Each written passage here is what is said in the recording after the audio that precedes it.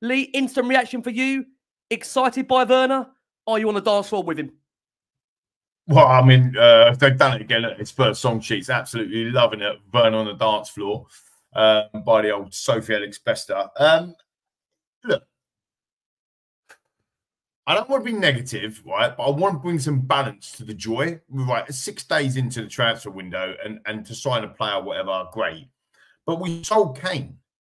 It's the world's best striker, and we're getting a freebie, yeah, in Werner. Now there might be a lot of hate for that. There might be a lot of stuff on there in here. We get accused quite a lot of happy clapping and all this sort of malarkey. You know, you've got to have the facts, right? Facts of the matter are, we sold in the summer on a day before, 2 days before we played our first Premier League game. We sold our greatest ever striker, and what we're looking at now as not a replacement for Kane, but a replacement in a forward line that is lacking Kane, Timo Werner. Right? So let's just let that sink in. So that's the first part. But we've known that for this, we know about this club and the way that we operate and the way that we are. We know that this sort of stuff happens, right? So we are where we are. I mean, I just hope this isn't another Louis Saha, Ryan Nilsson January transfer window when we were under Harry, and we could have gone and pushed for the title, pushed certainly for the top 4, top 3 that season. Because, you know, if we end up getting, you know, Barday, or we end up getting somebody who's not good enough, you know, this dragging on Usin, as I keep calling it, you know, that's taken a while. You know, yeah, so dragging it on. You know, so I just hope it doesn't turn out to be a Ryan Nilsson, Louis Saha transfer window when it could be, you know, you've got an Ivan Toney sitting around. And actually, let's have it frank. This is just my opinion. That's why I'm on the show. Arsenal go and sign Ivan Toney in this January transfer window, they probably win the league. Right? That's the reality. We're having a bit of banter with them now. Oh, well, you don't like that, Rick, but that's the reality, right? Not what they're on.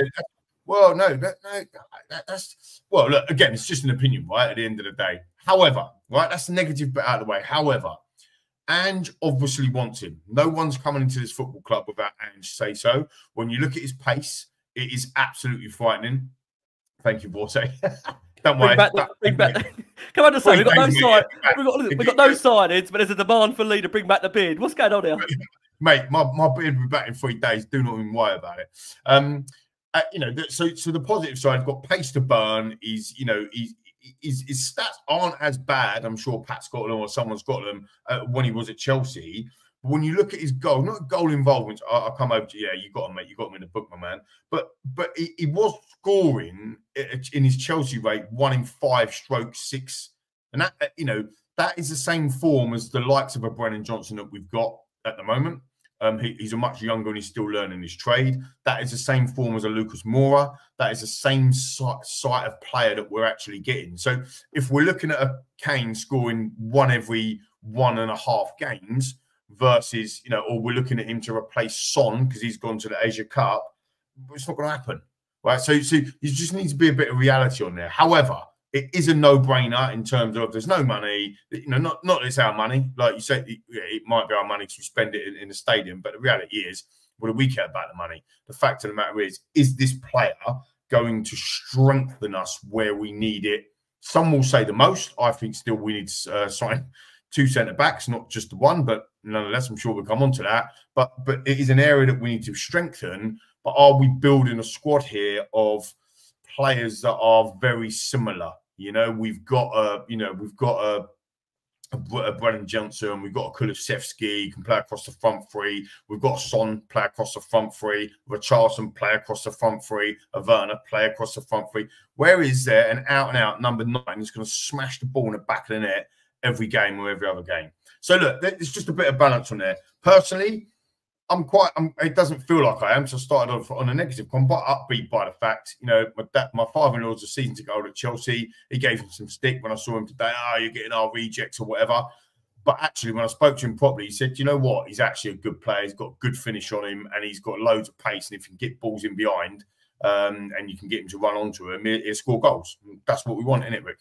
He may not be the man for the future, but he could be the man for the now. And there's no doubt about it. I think for those that watched Tottenham in that FA Cup tie against Burnley would have been really concerned by the lack of creativity, the devoid nature of Tottenham up top. And again, I've said it on numerous times already. I think the nature of Heung-min Son being that leader, being that captain, we severely missed his vocal presence up top. Pat, let me bring you in.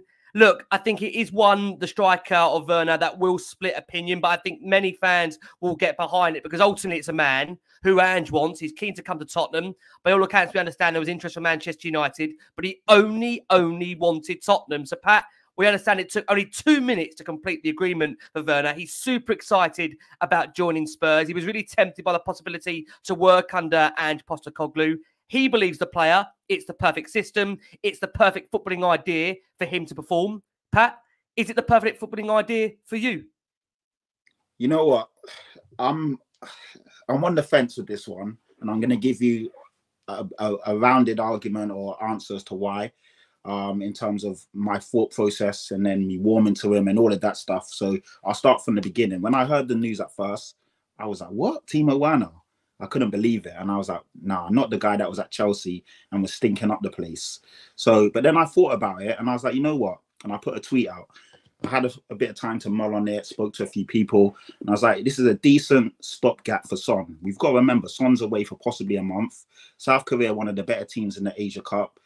I want Son to go on and win it. So technically, he'll be away for a month. Werner is a good stopgap in that time. Who are we going to get in? If we're being realistic, as fans and as people that watch football, who can we get in to fill that gap or that, you know, for this moment in January? So I was like, I'm not mad at it. He's better than Gil. He's better than Dane Scarlett. And he's better than Valise. I like Valise, but obviously Valise being young and not experienced. So he's better than the options we have on the bench. When you looked at our bench against Burnley, yeah, exactly. That's it. He's out for 2 months, possibly. So when you look at that, and Valise is out for 4 to 6 weeks, possibly. So not my first choice, but you know, for a 6-month try before you buy, that improves the squad and fits Ange's system, it makes a lot of sense. So when I started to think about it, at first, of course, naturally you're going to be like, what? Timo Werner, the guy that was missing chances for fun. But then when you actually sit back and think about where we are right now, what we need, we're screaming out for depth. We're screaming out for better quality. So when we bring in a guy, we've got to also accept and remember, you know, the whole, like, I know, Lee, you said this, I'm not getting at you, but people keep saying that we sold Kane and we bought in Werner. It's a lazy argument because they're not exactly the same type of player. They're not the same striker. And they're two completely different scenarios. I'm looking at Werner as a stopgap and pretty much a plug and play while Son's away. And if he does well, fantastic. If he doesn't, when Son comes back in, he sits on the bench. And obviously Sonny, one of the best players in the world, comes back in. So for me, I think it's a really low risk, but it's got a high, like if he comes in, he's so quick. We can see he's a very good dribbler.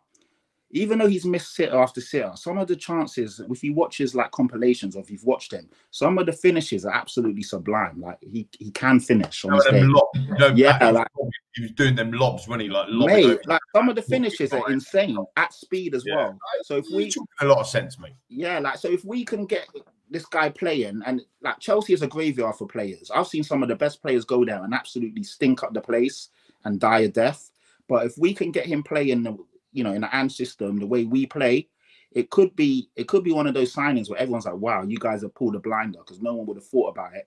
And he comes in and he fits. And if he doesn't, so what? It's 6 months. He goes back. And obviously, we hope we got the guys coming back, Maddison, Son, you know, Sarr, Basuma. We should be all right without him anyway. But if he can add to what we've got, it's brilliant. And we're talking about, I don't know, Ricky, are we going to go into stats later or should I bring them up now? Bring them up now, Pat. Go into them. Bring them up now. I'm just looking at, I mean, I looked at his time at Chelsea.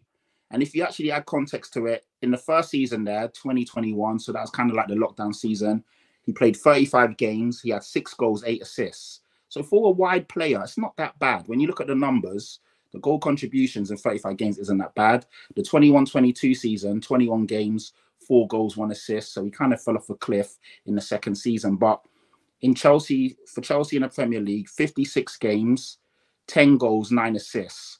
So that's 0.34 goal contributions a game. So as a wide player, that's not that bad. And that was in a bad Chelsea team where he didn't fit the system. Like Lee said, this is a player that Ange wants. He's a player that we understand can work in our system and be very dangerous. And he's an extra body off the bench when things aren't working. So Timo Werner, when you look at his Premier League stats, right? 56 appearances in the Premier League, 10 goals, 9 assists, right? and I'm likening him earlier to the Brennan Johnsons, who's up and coming, and maybe a Lucas Moore, or whatever. But if you look at, everyone went mad when we got Gazump, with Luis Diaz, right? Luis Diaz, who for Chelsea, for Liverpool. 49 appearances. So granted, he's played 5-6 games less than Werner, but he scored 11 goals versus 10 for Werner. He's only got 6 assists, and that's probably part of his main job. 9 assists for Werner. In terms of shots, 124 for Werner, 100 for Luis Diaz, 48 shots on target for Werner. Do you see what I mean? Yeah, he does. He gives us homework, Adrian. That's what we have to do. You know, you look at his shooting accuracy as well, 55.2% versus 48%. So actually, his stats are as good, if not in some areas, better than a Luis Diaz. And if we'd have signed Luis Diaz, everyone would have begun raving mad because he's a great player. So the statistics do back up of what most of us are saying, is that it's a no-brainer, right?